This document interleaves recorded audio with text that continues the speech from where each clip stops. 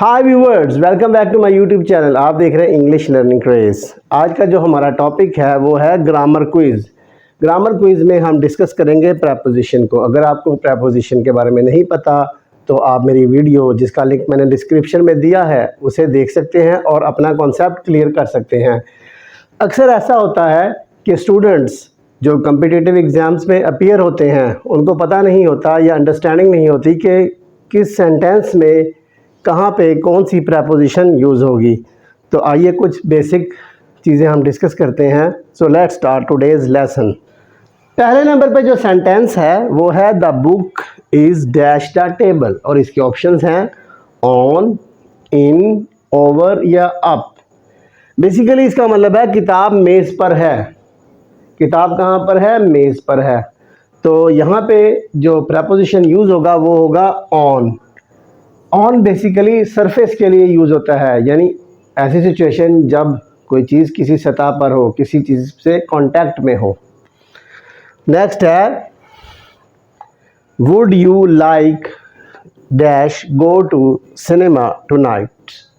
इसके ऑप्शंस हैं in, of, up, to, और इसका उर्दू में मीनिंग है क्या आज रात आप सिनेमा जाना चाहेंगे।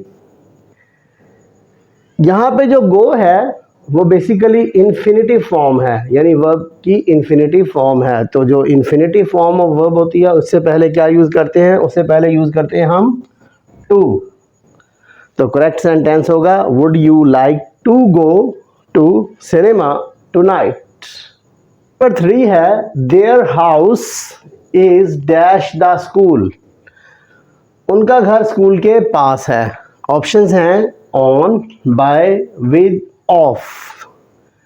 बेसिकली पास के लिए यहाँ पे हम यूज़ करेंगे बाय। बाय का मतलब होता है किसी चीज़ का पास या करीब होना। तो करेक्ट सेंटेंस बनेगा there house is by the school. There house is by the school, यानी उनका जो घर है वो स्कूल के पास है या करीब है। सेंटेंस नंबर 4 हमारे पास जो है वो है सुभान bot this phone dash June. Option है इन, ऑन, एट। इसका मीनिंग ये है सेंटेंस का, सुभान ने ये फ़ोन जून के महीने में ख़रीदा। किस महीने में ख़रीदा? जून के महीने में ख़रीदा।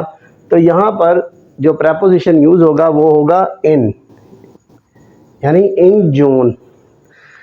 अगला सेंटेंस देखते हैं।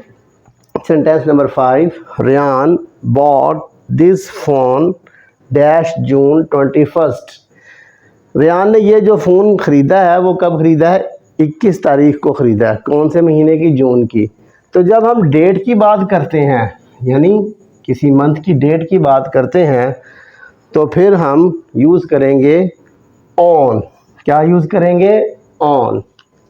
सेंटेंस नंबर 6 है Samara was born dash 2014। Options है ऑन, एट, इन, और इसका तर्जुमा है समारा 2014 में पैदा हुई। तो यहाँ पे आएगा इन। क्या आएगा? In. Samara was born in 2014 correct sentence होगा। सेंटेंस नंबर 7 है Mehboob lived in Karachi dash 6 years। Options हैं इन, फॉर, सिंस। इसकी ट्रांसलेशन है महबूब 6 साल तक कराची रहा। कितने साल तक? 6 साल तक। क्योंकि यहाँ पे एक ड्यूरेशन का इजहार किया जा रहा है, उसको पॉइंट आउट किया जा रहा है एक पीरियड को, तो पीरियड के लिए इस्तेमाल होगा फॉर, यानी 6 साल के अरसे तक के लिए वो कहाँ रहा? कराची रहा। सेंटेंस नंबर 8 जो कि आज का लास्ट सेंटेंस है वो ये है I think Raees is familiar dash this subject. मेरा ख्याल है कि रईस इस मजमून से आशना है या उसे शनासाई है, इसके बारे में जानता है। इसके ऑप्शंस हैं टू, विद और फॉर। इसका करेक्ट ऑप्शन है विद। तो करेक्ट सेंटेंस बनेगा I think Raees is familiar with this subject, यानी जो रईस है इस मजमून से पहले से शनासा है या उसको इसके बारे में इल्म है या नॉलेज है, वो जानता है। उम्मीद है कि आपको आज का लेक्चर थोड़ा सा हटकर लगा होगा पहली वीडियो से।